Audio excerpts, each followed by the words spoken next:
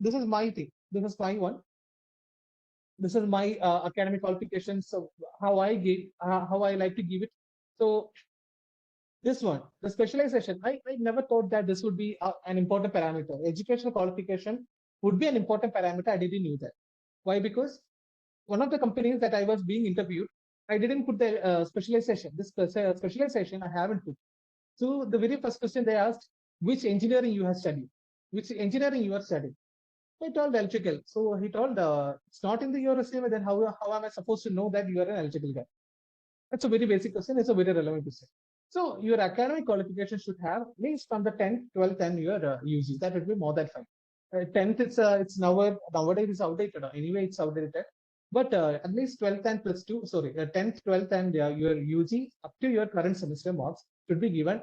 Specialization and university must be given. Okay. It can be in either in a listed form or I think I have the, yeah. This is one of your seniors, 𝐈𝐄𝐿. He was there within the 1620 batch, who said. So his resume is like this. This is also perfectly fine. So what I found easy is that if I put in a table, the whole space, if you see for the space accommodation, the space accumulation over here is almost similar to what is having here. Okay.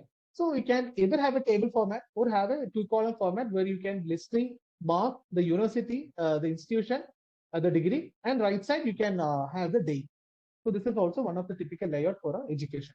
You can have it this one in your resume. Is it clear or not? I hope everyone is clear with this. Again, some concepts. Okay, cool. Thank you. Yeah. Then another thing is professional experience. Of course, you know to be aware of this one. Anyway, even if a company asks for the resume, ultimately you are giving your curriculum vitae. Okay, curriculum vitae, but even though they are asking for the resume, but once you worked in a company for a couple of years, say you jump between some of the companies, you can write your professional experience, and it should be neatly written down, such that the interviewer or the management should get a clear idea on what expertise you have from that particular company. Okay, what expertise did you had from the company you work for in the past? Like, example. You can give like something like this. The professional experience, you can say, I was an engineer, engineer Bosch. You can say that. And you can, for Bosch, you can, in the bottom side, you can write your battery management systems engineer. You can write your post. The right side, you can have the place and what is the timeline you were there. Also, you have to write a couple of sentence list just to indicate what all are the responsibilities you were assigned in that particular company and how you manage that one. And by managing that one, what all skill set now you have. Okay. All these three things has to be there. Okay, more sentences, 3 sentences would be more than enough. I don't prefer 5 or 6 sentences. So this should be also 5. So this is something your resume should have once you get a professional experience. So need not to be worried about that much. Membership and affiliations is something that I got very much into, because you see, for this is my resume. I can show you that. See, my memberships at that time was around 12. I guess I had a peak time of having 16 membership in IEEE. None of them was that important. Okay, it was indeed. IEEE helped me a lot in growing up in career-wise and every professional-wise, everything. I get a lot of things from IEEE, but in a resume, do not boast your IEEE membership. That is something that I found over the years. Now, in my, I think I haven't updated my resume. I'll show you some of the examples. I'll just write IEEE membership. More than enough. More than enough. If I'm having some other membership, let's say Institute of Engineers or any other, of course, if CUSAT is having a lot of clubs and these kind of memberships, you can have, if it is a diversified membership portfolio, you can update it here. It's not like your IEEE membership, all those things have to be listed. If you're having different kind of society membership also, you can just list IEEE membership.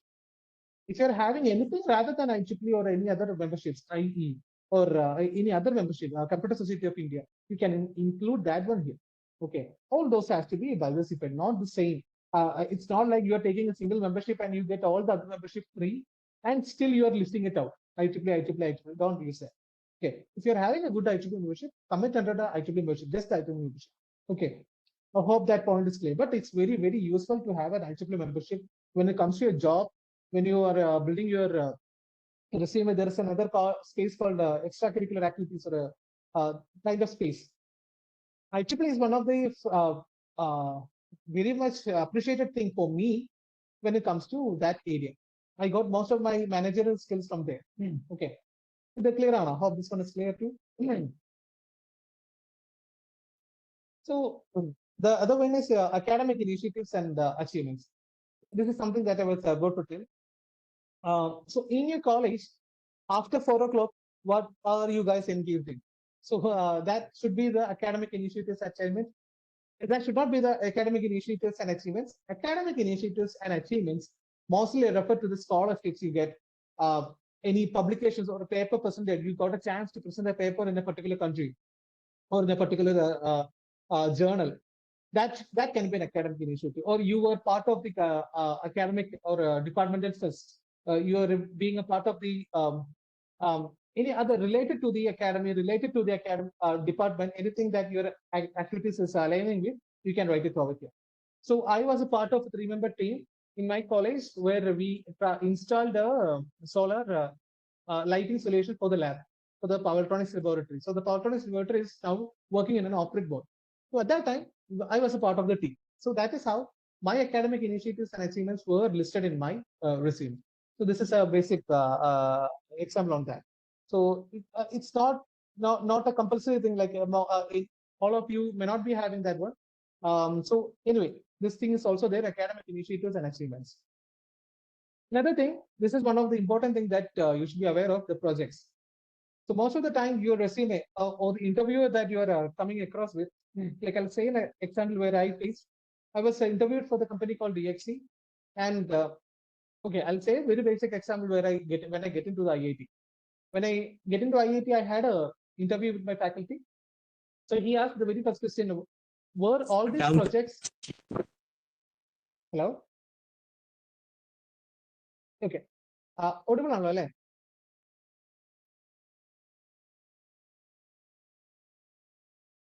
Hello. Okay.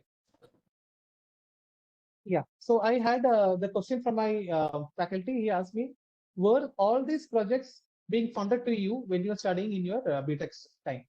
So that was a surprising question that I had. When is this true that you win all these projects when you are studying in your BTech? That was a question for me. So I was proudly, I told him proudly that these all projects were done by me and my team when I was studying in the BTech. So that is something IEEE contributed to me. When I worked in a IEEE organization, I got this thing as a very, very good, what do you say, result of having a IEEE membership. For the last 7-8 years, I've been a continuing member for IEEE. So it benefited me a lot in accomplishing a lot of projects. So the academic projects, of course, I had some of these. So automation of the department library using Raspberry Pi. So we had a complete library in my college, which is automated using a Raspberry Pi. So there's a web server and all those things I developed in the third year. Then I had my very first project, $2,500 for a IEEE MDI project. It was lighting up a fisherman colony in, it's called a place called Mannarkadu, Palakkad. Those kind of things. Academic projects, of course, you can have it there. And anything else, you can add it there. The projects have to be mentioned very clearly. Okay. And technical skills, it's not related, or it's not the dicta of your summary of skills. Summary of skills is something that you need to emphasize. You just need the interviewer to see what is your main skill sets. So that is a summary of skills. You should not exceed some 2 to 3. But in technical skills, you can include all the skill sets that you have, but not description. No much boasting about that. Just what are the skill set. So this was mine back in 2016. A couple of softwares, I know these softwares, so I just put the name of the softwares, not any description or something like that. Then contact mail is one of the very important things that you need to be aware of. Do not put these kind of mail, Papira, the daddy's princess, your phone number, ramen, gmail.com. Don't put emails like this. It's a very basic etiquette. It's not a rule that you should be having the freedom to put any mail. It's okay, it's fine. I just giving an advice that it would be better if you can have your mail ID just related to your name and something related to you. It may be your father's name or your date of birth, anything like that. So your name at gmail.com or your name, date of birth, gmail.com. It's much better one. It's not like you can put any mail ID on the resume. So it's another thing that I need to say. And one of the privileges, one of the perks of getting an IEEE membership is you'll get a customized mail ID at IEEE.org. So it's a quite what do you say, customized thing for you. That is also there. Then extra things you can add is your languages norm, personal details, and interests. I didn't see any upliftment in the salary or something like. Even if I didn't put all of these things. Okay, you can either populate your resume with all this, or you cannot, or you don't, and you put only the relevant information. So this is fine. This is pretty much fine. Thanks. Then tailor your resume. Okay, so I'll quickly go through all of my resumes. So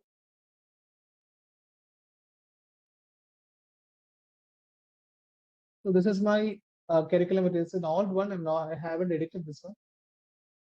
So see, I put the phone number here, and I also put the mail ID. So the phone number was not necessary. Either you can put or you need not to put. Profile summary, I haven't changed it to ages. It's better that you modify your profile summary or the objective or the aim according to the company that you're applying for. And if you see here, academic qualifications, actually it was a single tab here, but it should have been the full one. I'll show you that. Yeah, see, this is how I put my academic qualifications. Academic initiatives and achievements, I put all those things I had in my pocket. I had some of the internships. Even it's a very basic internships. I also list that one out. Academic projects also I put that in order. Then technical skills, if you see these kind of, I'll try to limit the curriculum with curriculum with can be any number of pages. Okay, it can be ranging from 1 to 10 pages. It's no problem. But a resume should be under 1 or 2 pages. That's a maximum. Okay. Extracurricular activities, if you're having any other activities, then professional membership. See, I don't need to put all these things. I can just put these 2 lines. This is more than enough. Interest, of course, I need to show off to my interviewers that I'm well with these things, but they haven't looked it at any cost. So interest, language is not, personal details, it's not needed. Okay. So this is one of the profiles that I have, and also I'll show you my. It's been long that I use my resume.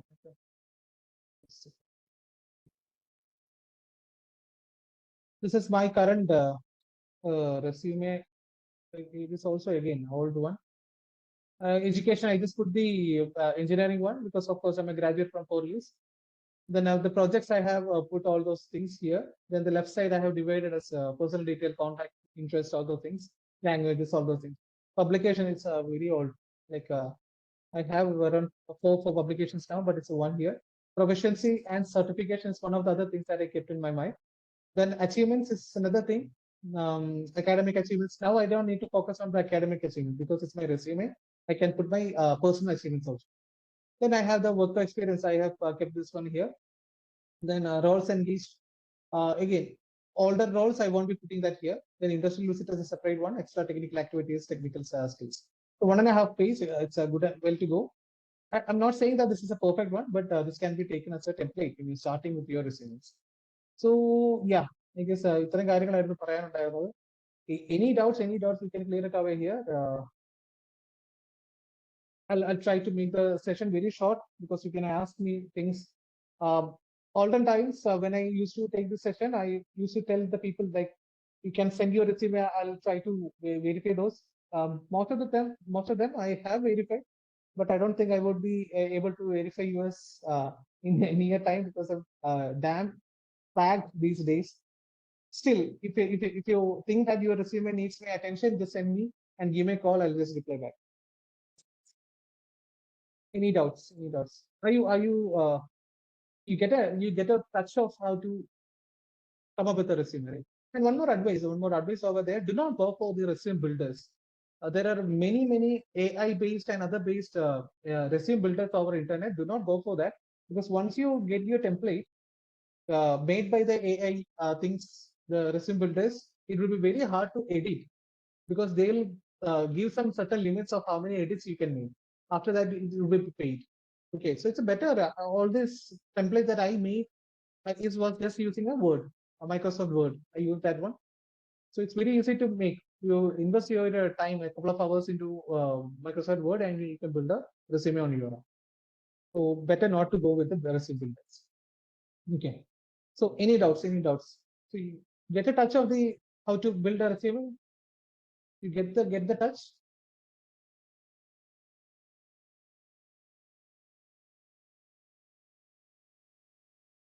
Okay. Any doubts over there?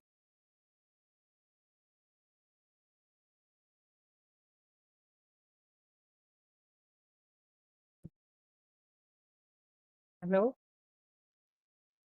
Hello. Audible ആണല്ലോ? Yes, yes. Sir, നേരത്തെ കാണിച്ച സാറിന്റെ resume ആണോ? അതെ. Sir, actually sir തുടക്കത്തിൽ പറഞ്ഞില്ലേ resume ചെറുതായിരിക്കണം എന്ന്. അപ്പോൾ അതിൽ കുറേ കാര്യങ്ങൾ മെൻഷൻ ചെയ്തിട്ടുണ്ടല്ലോ. And a resume can be up to 2 pages on it.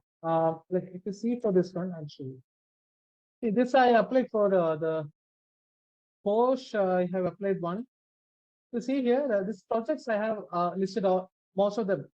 What I have, I will mention that here. That if you see for the second page, what I written here is extra technical activities. I have given what is required for that particular company. You can read that one. So what is needed for that company, I have written here. So resume can be under 2 pages. It can be very short. It can be very short. But I found that most of the things are important for me when it comes to these projects. So most of the time, I realize that projects is one of the important things that will give you a job. Okay. So I won't go for again. I won't be going above 2 pages and try to make it under 1.5 pages. But curriculum vitae can be long enough. Your complete curriculum, the academics can be there. Publications and conferences, so all the workshops you attended, everything can be listed. It can be a 5 to 6 pages. Not that much of a use in the industry. Oh, okay sir. Sir, ഒരു resume ഇപ്പോൾ ഓരോ കമ്പനിക്കും ഓരോ resume ഉണ്ടാക്കണ്ടേ? അപ്പോൾ sir പറഞ്ഞു ഓരോ like watts the job അതിനനുസരിച്ച് നമ്മൾ എക്സ്ട്രാ ആഡ് ഓൺ ചെയ്യണം, അതിനനുസരിച്ച് മാറ്റം വരുത്തണം. അപ്പോൾ ബേസിക് ആയിട്ട് ഒരു റെസ്യൂമിൽ ഉണ്ടാവുന്ന കമ്പൽസറി ആയിട്ടുള്ള കാര്യങ്ങൾ എന്താണ്? അത് ഞാൻ ഇപ്പൊ ഈ എന്താണ് PPT കാണിച്ച പോലെ basic things would be objectives, your summary of skills, educational qualification, professional experience you don't need, membership affiliations, academic initiatives and achievements, projects and technical skills, and your contact. This much should be the bare minimum in a resume. Okay sir, thank you. Oh.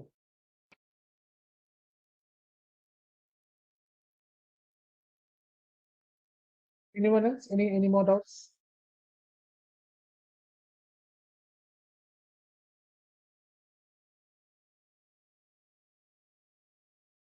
Okay, Arna, did you get something?